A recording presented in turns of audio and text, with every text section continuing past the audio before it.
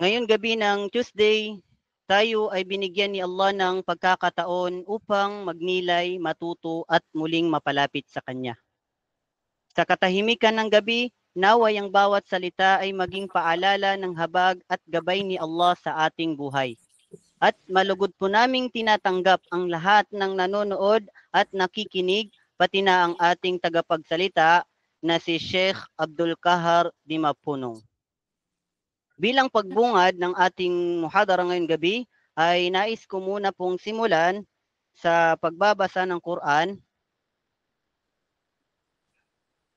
أعوذ بالله من الشيطان الرجيم بسم الله الرحمن الرحيم هل أتاك حديث الغاشية وجوه يومئذ خاشعة عاملة ناصبة تصلى نارا حامية تسقى من عين آنية ليس لهم طعام إلا من ضريع لا يسمن ولا يغني من جوع وجوه يومئذ ناعمة لسعيها راضية في جنة عالية لا تسمع فيها لاغية فيها عين جارية فيها سرر مرفوعة وأكواب موضوعة ونمارق مصفوفة وزرابي مبثوثة أفلا ينظرون إلى الإبل كيف خلقت وإلى السماء كيف رفعت وإلى الجبال كيف نصبت وإلى الأرض كيف سطحت فذكر إنما أنت مذكر لست عليهم بمسيطر إلا من تولى وكفر فيعذبه الله العذاب الأكبر إن إلينا إيابهم ثم إن علينا حسابهم. Subhanallah, tunay na ang Quran ay liwanag sa ating mga puso. Muli, aking pong ipinapakilala ngayong gabi ang ating tagapagsalita na iginagalang na si Sheikh na isang da'iya na kilala sa kanyang kaalaman at malasakit sa ummah. At ang kanyang tatalakayin maudu na patungkol sa mga aral sa paghijra ni Propeta Muhammad sallallahu alaihi wasallam at hijra ni Propeta Musa alaihi salam. Hindi na po natin papatagalin ang gabing ito. Ang oras ay atin na pong ibinibigay sa kanya. Ya Sheikh, falyatafaddal mashkuran ma'jura. أعوذ بالله من الشيطان الرجيم الحمد لله حمدا كثيرا كما يحب ربنا ويرضاه والصلاة والسلام على نبي الهدى أما بعد السلام عليكم ورحمة الله تعالى وبركاته. Ang lahat ng papuri ay naukol sa Allah at naway igawad ng Allah ang kanyang pagbati, ang kanyang salawa kay Propeta Muhammad sallallahu alaihi wasallam na mahigit 1,000 taon na ang nakakalipas ay naghijra mula Makkah patungo sa Madina. At naway gantimpalaan ng Panginoong Allah Subhanahu wa Ta'ala, naway gabayan ng Panginoong Allah Subhanahu wa Ta'ala lahat ng mga nakikinig dito sa ating Google Meet upang makinig ng lecture ukol sa paglikas o hijra ni Propeta Muhammad sallallahu alaihi wasallam. Ang paghijra ng ating mahal na Propeta Muhammad sallallahu alaihi wasallam ay bahagi ng kasaysayan ng ating pananampalataya.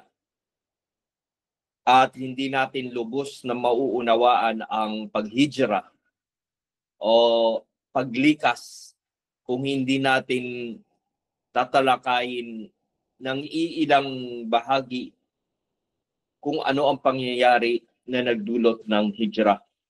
At bakit natin pinag-uusapan ang hijra? Sapagkat ito pong panahon natin ngayon, Dhul-Hijjah, ay magtatapos na. Ilang araw na lang, 3 o 4 na araw na lamang ang natitira dito sa taon na ito at sasapit ang Amun Jadid. Ang mga kapatid natin na nagsagawa ng Hajj ay karamihan sa kanila ay dumating na at darating ang Amun Jadid o bagong taon sa Islam. 14 itong year na ng Hijra ay 1447. Mahigit 1,000 taon na nakakalipas ay lumikas o umalis ang Propeta Muhammad sallallahu alaihi wasallam sa Makkah patungo sa Madina, kung saan itinayo ang kauna-unahang Islamic State o yung lipunan ng Islam. Itinayo ang batas ng Islam, itinayo ang Sharia ng Panginoong Allah Subhanahu wa Ta'ala. At dito sa pagpasok ng Muharram, unang araw ng Muharram, ang Amun Jadid, ay inaalala natin, ginugunitan natin na mahigit 1,004 na daang taon, 1,447 years ago, ay lumikas ang ating mahal na Propeta Muhammad sallallahu alaihi wasallam. Pumunta siya sa Madina at doon itinayo ang Islamic State o Dawlatul Islamiyah. At alhamdulillah, itong panahon na ito ay ang panahon na ginugunita natin sa pamamagitan lamang ng pag-aaral o lecture, sapagkat wala namang bagong marapat gawin kapag Amun Jadid. Hindi natin ginagawa ang mga gawain ng mga kufar, katulad ng kapag sumasapit sa kanila ang New Year, ang bagong taon, sila ay naghahanda, sila ay kumakain, sila ay nagkakanduri, sila ay nagpa-party, sila ay nagsasayawan, sila ay nagpapaputok sa mga bagong taon sa kanila. Ngunit yung pananampalataya sa Islam, ito po ay bid'ah. Wala pong ginagawa na paghahanda, walang handaan, walang kainan, walang pagsasalo, walang pagtitipon, walang pagpapaputok, walang pagpaparty, bagkus ito ay pangkaraniwang araw lamang. Ngunit dahil sa kaalaman, ay inaalam natin ang saysay ng hijra. Ang nagtalaga ng hijra calendar ay si Umar ibn al-Khattab, ang ikalawang khalifa. At ang lahat ng mga pagkakataon, ang lahat ng kasaysayan ay ginawa ni Umar ibn al-Khattab na nababase sa ating hijra o yung hijra calendar, kung kailan nagsimulang maghijra ang ating mahal na Propeta Muhammad sallallahu alaihi wasallam. At malalaman natin sa kasaysayan na bago ang hijra, ang ating mahal na Propeta Muhammad sallallahu alaihi wasallam ay nanawagan, siya ay nagda'wa, siya ay nagpaabot ng mensahe sa Makkah, kung saan nakatayo ang Kaaba at kung saan tayo ay humaharap sa kibla. Yan ang kibla na itinalaga sa atin ng Panginoong Allah Subhanahu wa Ta'ala. At pagkaraan na sila ay mabuhay, sa loob ng 13 taon, 13 years po ang Propeta Muhammad sallallahu alaihi wasallam. Pagtatalakay lamang ito, pambungad doon sa ating lecture ng hijra ni Propeta Muhammad sallallahu alaihi wasallam. Nang ang Propeta Muhammad sallallahu alaihi wasallam ay nanawagan sa Makkah at siya ay nagda'wa ang mga tao doon sa loob ng 13 years. Mayroong yumakap sa pananampalatayang Islam. Una na doon ang kanyang pamilya, ang kanyang may bahay si Khadija radhiyallahu anha at ang kanyang mga anak si Ruqayya, Kulthum, si Fatima at iba pang mga anak at si Ali radhiyallahu anhu mula doon sa mga unang tumugon ng kanyang panawagan. Yan ay sa kanyang Ahlul Bayt, sa kanyang pamilya, direct na pamilya. Si Ali ay kanyang first cousin, pinsang buo, ngunit nanirahan sa kanya bilang bata. Silang lahat ay yumakap sa pananampalataya sa Islam. Kasama na rin ang alipin ni Propeta Muhammad sallallahu alaihi wasallam na si Zaid bin Haritha. Yan ang mga unang yumakap sa pananampalataya sa Islam mula mismo sa bakod sa bahay ni Propeta Muhammad sallallahu alaihi wasallam. At mula naman doon sa labas ng kanyang bahay, mula sa mga ibang tao maliban sa kanyang Ahlul Bayt, ang unang-unang yumakap sa pananampalataya sa Islam ay si Abu Bakar Siddiq radhiyallahu anhu at iba pang mga sahaba. Nakikita natin sa kasaysayan ng Islam na maraming sumampalataya, naniwala kay Propeta Muhammad sallallahu alaihi wasallam sa kanyang panawagan. Sa kabila ng panawagan ni Propeta Muhammad sallallahu alaihi wasallam, mayroon namang hindi yumakap sa Islam, mayroon namang tumutol sa panawagan ni Propeta Muhammad sallallahu alaihi wasallam, mayroon namang pinasinungalingan nila ang mga talata ng Panginoong Allah Subhanahu wa Ta'ala at sila ay hindi naniwala sa mensahe na tangan-tangan at ipinadala ni Propeta Muhammad sallallahu alaihi wasallam at kanyang pinaabot doon sa lugar ng Makkah.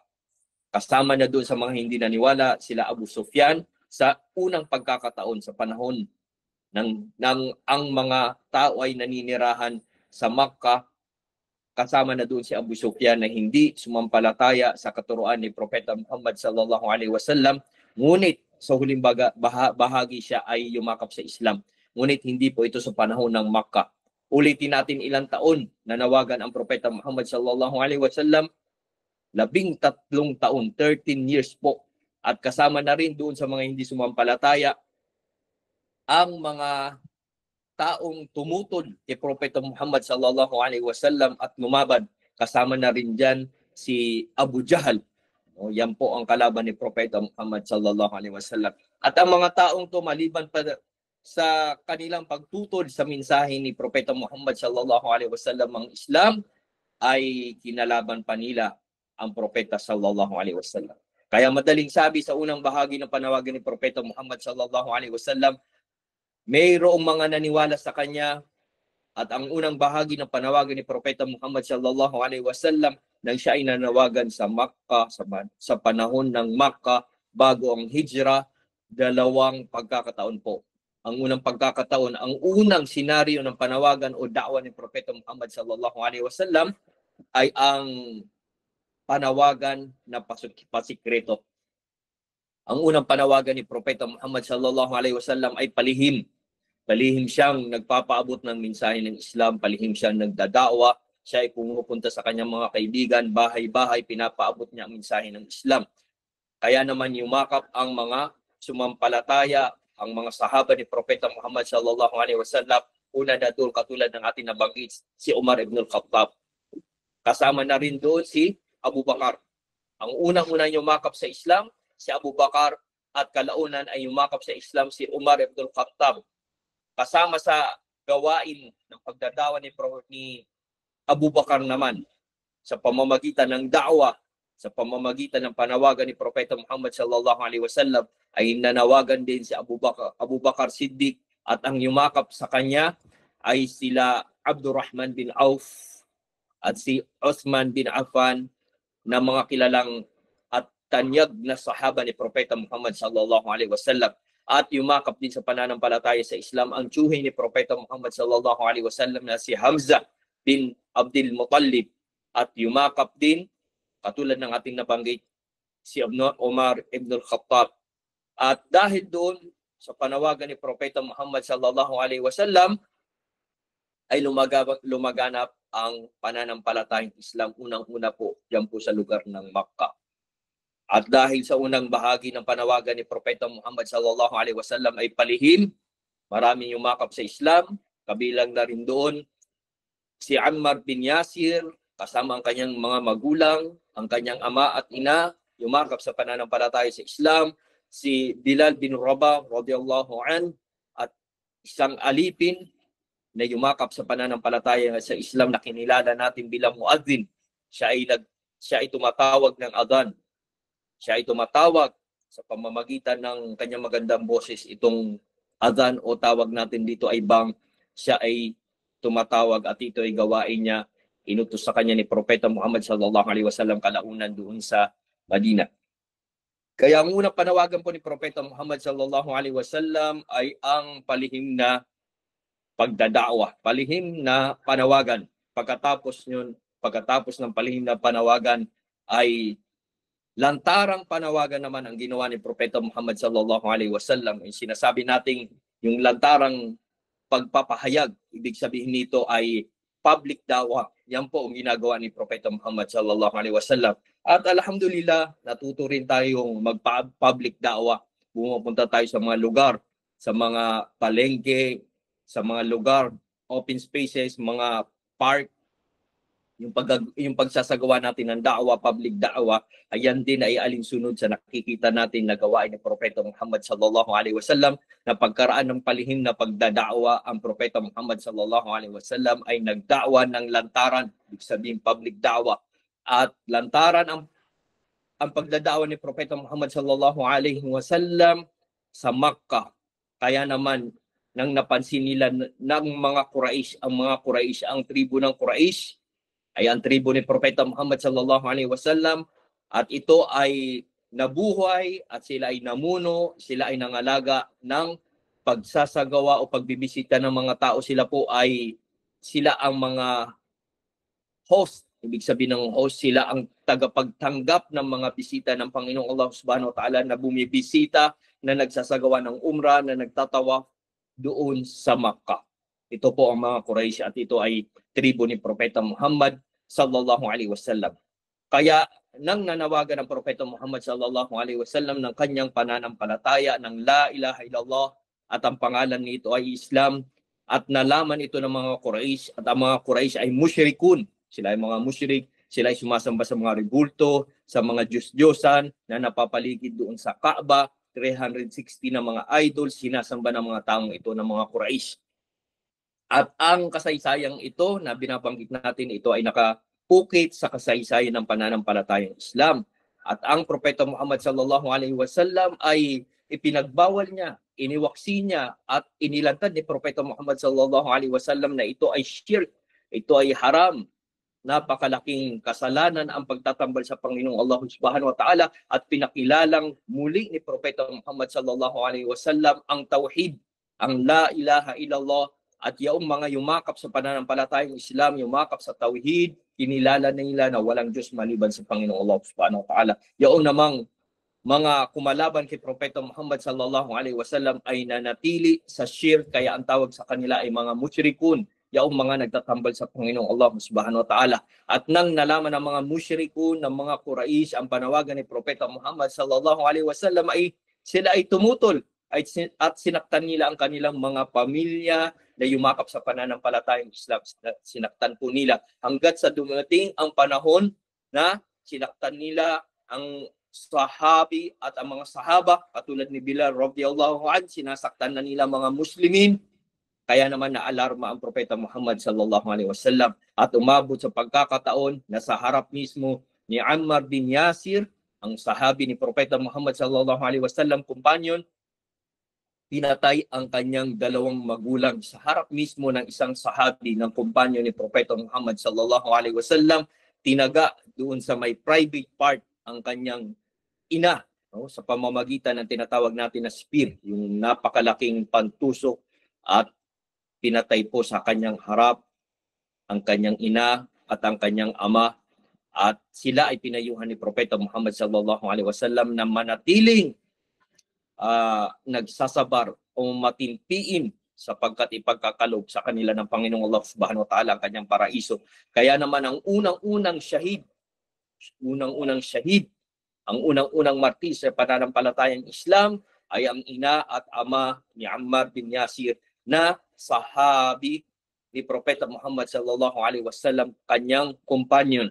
At nakita natin na sila ay sinasaktan, na sila ay inaabuso, at dumating ang pagkakataon na sila ay pinapalayas, at ang Propeta Muhammad sallallahu alaihi wasallam ay nanatili sila kasama ang mga Muslimin, kasama ang mga first community of Muslims doon sa isang lugar sa Makkah na kung saan sila ay itinaboy at hindi sila pinagkakalooban ng pagkakataon na sila ay mabuhay sa pamamagitan ng economic embargo. Walang magbebenta sa mga Muslimin ng anumang paninda, at ang mga Muslimin ay hindi marapat pinagbawalan na bumili mula sa mga musyrikun, kaya hirap na hirap ang mga Muslimin. At dahil doon, napilitan ng Propeta Muhammad sallallahu alaihi wasallam na mag-utos ng hijrah. Take note po, ang usapin po natin ay tungkol sa hijrah ni Propeta Muhammad sallallahu alaihi wasallam at hijrah ni Propeta Musa alaihi salam. Ngunit ang unang bahagi ng ating pagle-lecture ngayon ay ang hijrah ni Propeta Muhammad sallallahu alaihi wasallam. Uulitin natin 1,447 ang darating. 1,447 years ago, ang Propeta Muhammad sallallahu alaihi wasallam ay naghijra. Ibig sabihin, lumikas siya mula sa lugar ng Makkah patungo sa Madina. Kaya doon sa loob ng 13 years na nanawagan ng Propeta Muhammad sallallahu alaihi wasallam, hirap na hirap sila. Doon sa mga panahong yun, ipinag-utos unang-una ni Propeta Muhammad sallallahu alaihi wasallam na maghijra. Ano ibig sabihin ng hijra? Lumikas mula sa isang lugar patungo doon sa lugar na kung saan hindi inaapi ang mga Muslimin. Kaya utos ni Propeta Muhammad sallallahu alaihi wasallam ang paghihijra, ang paglikas. Kaya ang unang mga bahagi ng mga Muslimin na naghijra o lumikas ay ipinahintulot ni Propeta Muhammad sallallahu alaihi wasallam na sila ay lumikas patungo sa Ethiopia. Iyan po ang unang-unang lugar na kung saan ipinag-utos ni Propeta Muhammad sallallahu alaihi wasallam ang paghihijra o paglilikas ay Ethiopia. Pangalan ng bansa ngayon sa Africa, Ethiopia.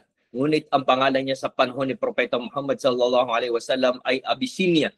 At mula sa Abyssinia, Ethiopia, doon nang galing si Bilal radhiyallahu anhu. At ipinag-utos ni Propeta Muhammad sallallahu alaihi wasallam na maghijra ang mga Muslimin sa lugar na iyon, sapagkat marami nang yumakap sa pananampalatayang Islam, mapalalaki o babae ay yumayakap sa pananampalatayang Islam, at kabilang doon sa mga naghijra sa lugar na ipinag-utos ni Propeta Muhammad sallallahu alaihi wasallam ay ang kanyang pinsang buo na si Ja'far bin Abi Talib at ang kanyang pamilya at iba pang sahaba. Sila ay lumikas doon kasama na ang ibang mga sahaba. Kaya sila ay pumunta, lumikas sa lugar ng Abyssinia o Ethiopia. At pagkaraan ay ang Propeta Muhammad sallallahu alaihi wasallam, dahil sa higpit ng pangyayari sa Makkah at ang pangyayari sa kanilang mga buhay, hindi naging madali para sa mga Muslimin na isagawa ang kanilang pagsasala. Hindi naging madali para sa mga Muslimin na isagawa ang mga pananampalatayang ipinagkaloob ng Panginoong Allah Subhanahu wa Ta'ala. Hindi naging madali sa kanilang pagsasagawa ng sala, ang pamumuhay ng Islam kasama ang Propeta Muhammad sallallahu alaihi wasallam. Kaya naman pinahintulot ni Propeta Muhammad sallallahu alaihi wasallam ang paghihijra. Ngunit katulad ng ating sinabi, ito ay sa Ethiopia.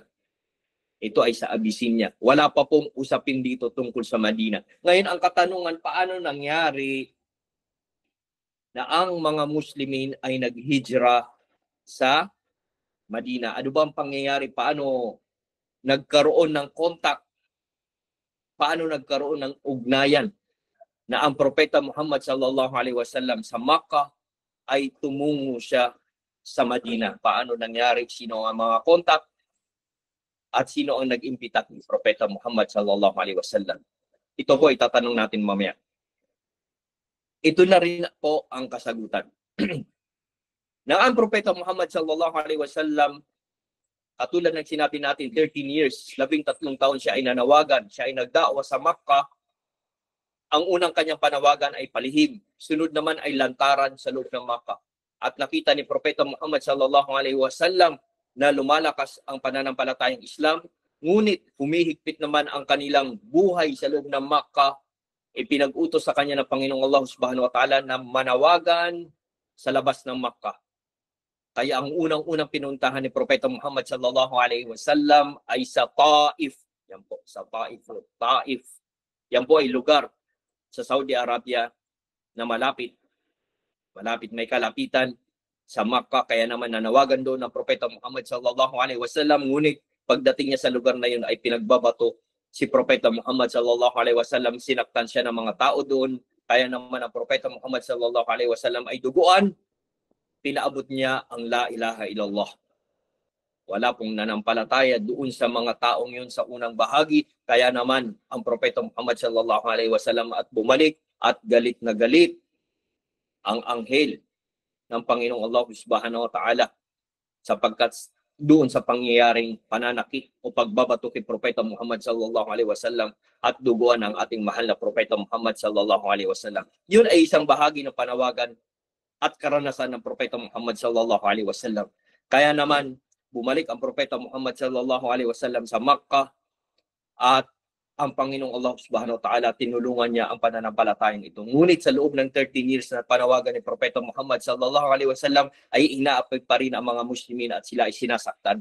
Kaya naman ang Propeta Muhammad sallallahu alaihi wasallam ipinag-utos niya ang paglikas mula doon sa Makkah. Nang ang Propeta Muhammad sallallahu alaihi wasallam ay nananawagan sa labas ng Makkah, nanawagan siya sa lugar ng Taif at pagkaraan. Ito na po ang highlight ng kanyang panawagan sapagkat ang Makkah ay sentro ng pagbisita, pag-umrah, pagziyara, pagpunta sa Makkah at sentro rin po ng pananampalataya sa pamamagitan po ng Hajj. Ito po nangyari po sa atin ng Hajj. Taon-taon ay may Hajj. Ito ay inumpisa ni Propeta Ibrahim a.s. at dumating ang panahon ng paghihijra, ang panahon ng pag-Hajj. Dumating po ang panahon ng pag-Hajj at ang mga mananampalataya mula sa iba't ibang sulok ng Arabia ay dumarating. Dumating po yung mga galing sa iba't ibang lugar ng Arabia katulad ng Najd, ng Hijaz, katulad ng Taif, katulad ng Yemen, katulad ng Yathrib at iba't ibang lugar. Sila ay nag-Hajj taon-taon po. At nang sila ay dumating sa Makkah, ang Propeta Muhammad sallallahu alaihi wasallam ay nag-imbita sa kanila, nagdao sa kanila, pinaabot sa kanilang pananampalataya hanggang sa makasalubong ni Propeta Muhammad sallallahu alaihi wasallam ang mga taong naninirahan sa Yathrib o kinilala natin bilang Madina. Nang dumating sila kay Propeta Muhammad sallallahu alaihi wasallam, mahigit 10 mga tao ay yumakap sa pananampalatayang Islam. Yan po ang unang-una. Nanampalataya sila sa pananampalatayang Islam, sumaksi sila na walang Diyos maliban sa Allah at si Propeta Muhammad sallallahu alaihi wasallam ang sugo ng Allah, at sa pamamagitan yon sila ay yumakap sa pananampalataya sa Islam, ang tawag, at sila ay nanumpa kay Propeta Muhammad sallallahu alaihi wasallam na susundin nila ang kautusan ng Islam. Sila ay hindi magtatambal sa Panginoong Allah Subhanahu wa Ta'ala, sila ay hindi magsishirk, sila ay mananampalataya sa Tauhid. Yan po ang tinatawag natin na Pledge of Aqaba, Bay'ul Aqaba. Yan po, sila po ay sumampalataya sa kaisahan ng Panginoong Allah Subhanahu wa Ta'ala. At yan ang unang-unang pangyayari na yumakap ang mga taga-Madina. Sa susunod na taon, ginawa muling ni Propeta Muhammad sallallahu alaihi wasallam na manawagan sa mga tao, at ang mga tao, ang mga Muslimin na nagmula sa Yathrib o kinilala natin kalaunan bilang Madina, ay kasama nila ang mga pinuno, at sa pagkakataong ito, sila ay pumunta kay Propeta Muhammad sallallahu alaihi wasallam sa panahon ng Hajj, diyan sa lugar ng Aqaba, doon sa Mina. Pumunta sila sa lugar ng Mina. Yung mga nakapaglakbay po sa inyo at nakapagsagawa ng Hajj, meron pong lugar doon sa Saudi Arabia, sa Makkah, ng pangalan niya ay Mina, at mula doon sa Mina merong Aqaba, lugar ng Aqaba na tayo ay nagbumabato ng Jamarat. Diyan po nakipagkita ang mga tao, ang mga Muslimin na galing sa Yathrib, at sila ay 70 plus po, 73 na kalalakihan at 2 babae po ang sumama sa pakikipagpulong kay Propeta Muhammad sallallahu alaihi wasallam. Ito na po ang pangyayari ng paglikas ni Propeta Muhammad sallallahu alaihi wasallam. Ang umpisa ng paglikas ni Propeta Muhammad sallallahu alaihi wasallam. Nang dumating ang mga taong galing Yathrib, ang mga Muslimin, 70 sila, ang iba sa kanila ay yumakap na sa pananampalataya sa Islam at yung iba naman ay bago sa pananampalataya. Sila ay sumumpa at sila ay unang-unang sumaksi na walang Diyos maliban sa Allah. Sila ay yumakap sa pananampalatayang Islam at sinaksihan na nila na si Propeta Muhammad sallallahu alaihi wasallam ang huling sugo ng Allah, at sila ay sumumpa na tutulungan ang Propeta Muhammad sallallahu alaihi wasallam sa pamamagitan ng pisikal na tulong. At sinabi nila, nangako sila sa Propeta Muhammad sallallahu alaihi wasallam na patutuloy nila, i-welcome nila ang Propeta Muhammad sallallahu alaihi wasallam sa lugar ng Yathrib na maaari siyang lumikas. Kaya ang Propeta Muhammad sallallahu alaihi wasallam, kalaunan ng ang Propeta Muhammad sallallahu alaihi wasallam ay sinasaktan ang kanyang mga sahaba, ang Propeta Muhammad sallallahu alaihi wasallam ay nagputos na lumikas, maghijra ang kanyang mga followers, yung mga followers niya, tagasunod niya, mula sa Makkah patungo sa Madina, diyan sa tinatawag natin na Yathrib, na unang pangalan ng Madina. Sa 10 lugar ipinag-utos ni Propeta Muhammad sallallahu alaihi wasallam sa lugar ng Yathrib, at inuna niyang utusan ang lahat ng kanyang mga sahaba, lahat ng kanyang mga tagasunod, bago pa lumikas ang Propeta Muhammad sallallahu alaihi wasallam. Nakikita po natin ang gawain ng Propeta Muhammad sallallahu alaihi wasallam. Una niyang sinisigurado na ligtas ang kanyang mga tagasunod, ang kanyang umma, ang kanyang mga tagasunod, ang kanyang mga companions, ang kanyang mga kasamahan, ang kanyang mga kapatid, ang mga sumampalataya. Una niyang pinag-utusan na maghijra patungo sa Madina. Kaya lahat ng mga sahaba ni Propeta Muhammad sallallahu alaihi wasallam ay naghijra, kasama na si Hamza na naghijra patungo sa Madina, o tinatawag natin, ang unang pangalan nito ay Yathrib. Sila ay pumunta sa Madina, doon sila nanirahan at itinayo nila ang kanilang pananampalataya, at sila ay nakapagsagawa ng pagdarasal doon sa lugar ng Yathrib. At kalaunan si Umar ibn al-Khattab ay lumikas din. Nauna siya kay Propeta Muhammad sallallahu alaihi wasallam, at lahat ng mga sahaba, sila po ay naghijra patungo doon sa Yathrib, na kalaunan ay pangalan niya ay Madina. Kaya ang tangi lamang naiwan na hindi pa lumilikas ay ang unang-una dyan ay si Propeta Muhammad sallallahu alaihi wasallam. Sumunod ang kanyang matalik na kaibigan na si Abu Bakar Siddiq radhiyallahu anhu, at natira din si Ali ibn Abi Talib. Ali bin Abi Talib, yan po ang natira doon sa lugar ng Makkah. Kaya lahat po ng mga sahaba, maging si Bilal at lahat-lahat sila ay naunan na sila sa lugar ng Yathrib. At kalaunan tinawag itong Madina sapagkat ito ay siyudad ni Propeta Muhammad sallallahu alaihi wasallam. Kaya naman, nang sinasaktan ng mga Muslimin, sila ay lumilikas sa gitna ng gabi. Napansin ng mga pinuno ng Makkah na naubos na ang mga Muslimin sapagkat sila ay lumikas. Ang natira na lamang ay si Propeta Muhammad sallallahu alaihi wasallam. Kaya naman pinagtangkahan nila ang buhay ni Propeta Muhammad sallallahu alaihi wasallam. Nagpulong ang mga pinuno o leaders ng mga Quraysh upang patayin si Propeta Muhammad sallallahu alaihi wasallam. Kaya pumili sila ng 40 na shabab na tinatawag natin na kabataan upang salubungin si Propeta Muhammad sallallahu alaihi wasallam sa kanyang paglabas ng kanyang bahay sa oras ng Fajr, subo, upang magdasal sa harap ng Kaaba. At kapag siya ay lumabas doon, siya ay sabay-sabay na papatayin ng 40 na mga shabab, kabataan, mula sa iba't ibang pamilya. At yun ang ginawa nila. Sila ay nag-ipon-ipon doon sa pintuan ni Propeta Muhammad sallallahu alaihi wasallam upang sa ganon, kapag lumabas si Propeta Muhammad sallallahu alaihi wasallam, ay papatayin siya ng 40 na mga kabataan. Itong mga kabataan nila, papatayin nila, ang balak nila ay patayin si Propeta Muhammad sallallahu alaihi wasallam. Kaya bago pa man nilang gawin itong kanilang makademonyong hangarin na patayin si Propeta Muhammad sallallahu alaihi wasallam, ay pinuntahan muna, binisita ni Propeta Muhammad sallallahu alaihi wasallam ang kanyang matalik na kaibigan, si Abu Bakar Siddiq radhiyallahu an, at sinabi niya sa kanyang kaibigan na ipinahintulot ng Panginoong Allah Subhanahu wa Ta'ala na sila ay maghijra o lumikas si Propeta Muhammad sallallahu alaihi wasallam, at napili ni Propeta Muhammad sallallahu alaihi wasallam na maghijra, lumikas kasama ang kanyang matalik na kaibigan na si Abu Bakar Siddiq radhiyallahu an.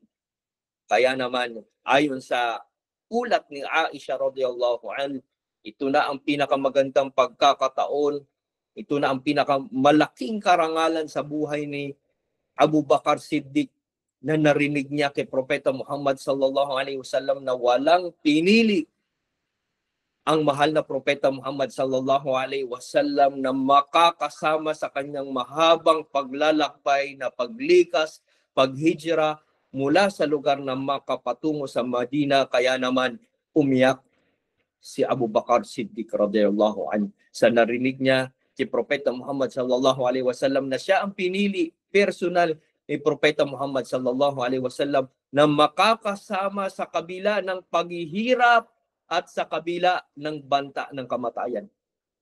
Diriwin nyo, sinong kasama ni Propeta Muhammad sallallahu alaihi wasallam nang ang mga tao ay ibig nilang patayin si Propeta Muhammad sallallahu alaihi wasallam? Walang iba kundi si Abu Bakar Siddiq radhiyallahu anhu, na kung saan biniyayaan ni Propeta Muhammad sallallahu alaihi wasallam na magandang balita na makakasama niya ang mahal na Propeta Muhammad sallallahu alaihi wasallam sa kanyang paglikas, at wala ng iba pang mga Muslimin na kasama ang Propeta Muhammad sallallahu alaihi wasallam. Kaya sa isang dako, isa naman na mahal na sahaba, isang minamahal ni Propeta Muhammad sallallahu alaihi wasallam ang nagsakripisyo ng kanyang buhay. At yan si Ali bin Abi Talib, ang pinsang buo ni Propeta Muhammad sallallahu alaihi wasallam. Pinayuhan si Ali radhiyallahu anhu ng ating mahal na sugo sallallahu alaihi wasallam na humiga sa kanyang higaan sa oras ng kanyang hijrah patungo sa Madina o Yathrib. Kaya naman natulog humiga doon si Propeta Muhammad sallallahu alaihi wasallam sa higaan ni Propeta Muhammad sallallahu alaihi wasallam. Kaya naman ang mga tao, ang kabataan na ating binabanggit ay 40 pong mga kabataan nakaantabay doon sa pintuan ni Propeta Muhammad sallallahu alaihi wasallam sa gitna ng kadiliman ng madaling araw sa oras ng Fajr upang patayin si Propeta Muhammad sallallahu alaihi wasallam. Ngunit hindi po pinahintulot ng Panginoong Allah Subhanahu wa Ta'ala na kanilang mapatay ang mahal na Propeta Muhammad sallallahu alaihi wasallam. Lumabas po si Propeta Muhammad sallallahu alaihi wasallam mismo, dumaan sa kanilang harapan. Lumabas ng pintuan ang Propeta Muhammad sallallahu alaihi wasallam sa oras ng Fajr upang magsagawa ng sala. Lumabas siya harap-harapan sa harap ng 40 kabataan. Hindi po pinahintulot ng Panginoong Allah Subhanahu wa Ta'ala na mapatay nila si Propeta Muhammad sallallahu alaihi wasallam. Ang ginawa po ni Propeta Muhammad sallallahu alaihi wasallam ay tinakpan niya ang kanyang mukha. Alam natin yung may sahal, tinakpan ni Propeta Muhammad sallallahu alaihi wasallam ang kanyang mukha. Lumabas siya sa pintuan at binasa ng Panginoong binang Propeta Muhammad sallallahu alaihi wasallam at nababanggit sa loob ng Quran sa suratul Yasin, وَجَعَلْنَا مِنْ بَيْنِ أَيْدِيهِمْ سَدًّا وَمِنْ خَلْفِهِمْ سَدًّا وَأَغْشَيْنَاهُمْ فَهُمْ لَا يُبْصِرُونَ. Anong sinabi ng Panginoong Allah Subhanahu wa Ta'ala? Tinakpan ng Panginoong Allah Subhanahu wa Ta'ala ang kanilang harapan na hindi sila makakita, at ang kanilang likuran hindi nila mapansin na dumaan sa kanilang harapan si Propeta Muhammad sallallahu alaihi wasallam. Wahum la yubasirun, hindi nila nakita. Pinahintulot ng Panginoong Allah Subhanahu wa Ta'ala na hindi nila makita dumaan sa kanilang harapan si Propeta Muhammad sallallahu alaihi wasallam. Kaya hindi nila madaling sabi na patay si Propeta Muhammad sallallahu alaihi wasallam, at sila ay nagtataka, dumating na ang umaga, sumikat na ang araw at hindi pa rin lumalabas sa kanilang isipan, hindi pa lumalabas si Propeta Muhammad sallallahu alaihi wasallam. Kaya sinugod nila, pinasok nila ang bahay ni Propeta Muhammad sallallahu alaihi wasallam at nakita nilang nakahiga doon sa higaan ni Propeta Muhammad sallallahu alaihi wasallam ang pinsang buo ni Propeta Muhammad sallallahu alaihi wasallam na si Ali bin Abi Talib. At nakita nila at sila ay nalumbay at sila ay nalungkot, sila ay nabigo nang makatagpuan nilang hindi si Propeta Muhammad sallallahu alaihi wasallam ang natutulog o nakahiga doon sa higaan na yun, bagkus si Ali bin Abi Talib. Kaya ito ay pinagbigay alam doon sa mga pinuno ng mga Quraysh na hindi nila natagpuan ang mahal na Propeta Muhammad sallallahu alaihi wasallam. Madaling sabi, ligtas si Propeta Muhammad sallallahu alaihi wasallam. Kapiling niya ang kanyang matalik na kaibigan na si Abu Bakar Siddiq. Sila ay pumunta doon sa isang lugar ng Thawr sa Makkah. Sila ay nagtago doon sa yungib o kuweba. Kaya sinabi ng Panginoong Allah subhanahu wa ta'ala, sapagkat nangangamba si Abu Bakar na sila ay matagpuan, ang sinabi ng Allah sa loob ng Quran, illa tansuruhu faqad nasarahu Allah id akhrajahu alladhina kafaru thaniya ithnain id huma fil ghar id yaqulu li sahibihi la tahzan inna Allah ma'ana. Anong sinabi sa loob ng Quran sa surah At-Tawbah? Kung hindi nyo man tutulungan ang Propeta Muhammad sallallahu alaihi wasallam, tunay na tinulungan siya ng Panginoong Allah subhanahu wa ta'ala. Faqad nasarahu Allah id akhrajahu alladhina kafaru thaniya ithnain id huma fil ghar. Sinabi ng Panginoong Allah subhanahu wa ta'ala, nang sila ay nanatili doon sa isang kuweba, yungib, dumating ang mga kafir sa pangalawang pagkakataon. Sa pangalawang pagkakataon. Ano po ang sinabi ni Abu Bakar Siddiq? O sugo ng Allah, nakikita niya ang mga paa ng mga Quraysh, na mga musyrikun. Nakita niya sumugod doon sa isang lugar, sa kuweba, sa yungib, doon sa lugar ng Jabal Thawr, isang bundok sa Makkah na kung saan nagtago, nagpalipas ng gabi ang Propeta Muhammad sallallahu alaihi wasallam. Pumunta doon, kinaumagahan ang mga kalaban ng Islam. At nakita ni Abu Bakar Siddiq, sinabi niya, siya ay nangamba, o sugo ng Allah, hayaan mong ako na lamang ang lumabas upang ako ang kanilang upang sa ganun ay ako ang kanilang mapatay, sapagkat meron ka pang mensahe, meron ka pang layunin na ipalaganap ang pananampalatayang Islam. Kaya sinabi ni Propeta Muhammad sallallahu alaihi wasallam, la tahzan innallaha ma'ana. Huwag kang malungkot sapagkat kapiling natin ang Panginoong Allah subhanahu wa ta'ala. Kaya sa pagkakataong yun, muli sa pangalawang pagkakataon ay nabulag ang mga Quraysh. Hindi nila nakita ang mahal na Propeta Muhammad sallallahu alaihi wasallam at hindi nila nakita si Abu Bakar Siddiq, at naging ligtas ang ating mahal na Propeta Muhammad sallallahu alaihi wasallam. At nang sila ay sila ay umalis sa lugar ng Thawr, diyan na nagsimula ang paglikas ni Propeta Muhammad sallallahu alaihi wasallam 1447 years ago. Ito po ang tinatawag natin na hijrah. Itong paparating na Amun Jadid, ginugunita natin sa pamamagitan ng kasaysayan ang paglikas ni Propeta Muhammad sallallahu alaihi wasallam. 1447 years ago, lumikas po ang mahal na Propeta Muhammad sallallahu alaihi wasallam mula sa Makkah patungo sa Madina upang itayo ang kagustuhan ng Panginoong Allah subhanahu wa ta'ala, maitayo ang Sharia, ang batas ng pananampalatayang Islam, maisagawa nila ng malayang-malaya ang kanilang pagdarasal, ang kanilang pagsasala, maisagawa nila ang mga pamantayan na inutos ni Propeta Muhammad sallallahu alaihi wasallam diyan po sa lugar ng Yathrib o Madina.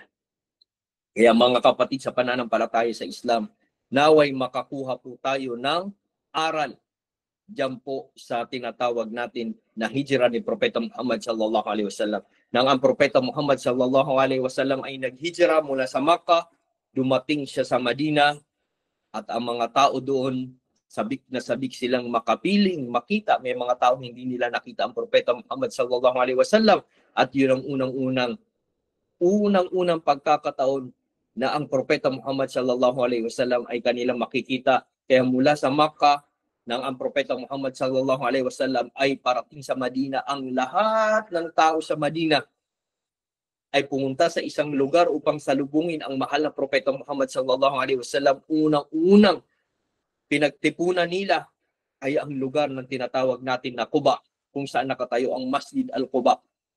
Sa mga makakapunta sa lugar ng Madina, meron pong lugar dyan, ang Masjid Quba, kung saan doon natipon ang lahat ng mga tao sa Madina, at doon sila nag-ipon-ipon, sinalubong nila ang pagdating ni Propeta Muhammad sallallahu alaihi wasallam. Kaya nang nalaman nila na paparating na ang Propeta Muhammad sallallahu alaihi wasallam, lahat ng tao sa Madina, lalaki, mapalalaki, babae, matanda o bata, lahat sila, naipon sila dun sa lugar ng Makkah at nakita nilang paparating ang ating mahal na Propeta Muhammad sallallahu alaihi wasallam. At sila po ay nagnasid, umawit po sila ng nasid. Ano po ang nasid na kanilang inawit? Sinabi nilang, Tala al-Badru alayna min thaniyatil wada. Yan po ang sinabi nila nang inawitan nila ng nasid ang Propeta Muhammad sallallahu alaihi wasallam. Nang ibig sabihin nito, dumating sa kanila, lumiwanag sa kanila ang sikat o yung liwanag ng buwan. At ang tinutukoy nila doon, ang liwanag ng buwan, ay si Propeta Muhammad sallallahu alaihi wasallam na nagbigay sa kanila ng pag-asa, nagturo sa kanila ng katotohanan hanggat sa ang katotohanan yun ay umabot sa ating mga kapatid sa pananampalataya sa Islam. Mahaba pa po itong usapin tungkol sa paghijra ni Propeta Muhammad sallallahu alaihi wasallam at napakahaba at napakaganda ng lahat. Lahat po ng kasaysayan, lahat ng kwento na nauugnay natin sa ating mahal na Propeta Muhammad sallallahu alaihi wasallam. Sa tuwing inaalala natin, sa tuwing ginugunita natin ang mga bagay, ang mga kwento na naririnig natin, ang paghihirap, sakripisyo ni Propeta Muhammad sallallahu alaihi wasallam, subhanallah, nasasariwa natin ang ating mga pananampalataya, ang ating mga iman. Ngunit dahil sa kulang pa rin ang ating oras, ibig ko pang pahabain ang ating pagle-lecture. Ngunit sa unang bahaging ito ay sapat na ang ating lecture at magbubukas tayo ng pagkakataon na kayo ay makapagtanong insyaAllah. Wa aqulu qawli hadha wastaghfirullah li wa lakum wa likafatil muslimin fastaghfiruhu innahu huwal ghafurur rahim. Umabot na po ang 10:00 at yung may mga katanungan sa inyo ay pwedeng magtanong insyaAllah subhanahu wa ta'ala. Bukas na po tayo sa mga katanungan at pagpapaliwanag. Wassalamualaikum warahmatullahi. Sino may katanungan sa inyo, pwede po magtanong. Ayan po yung mga speaker ninyo, pwede ninyo po yung i-on, inshallah. Assalamualaikum warahmatullahi. May mga katanungan ba kayo?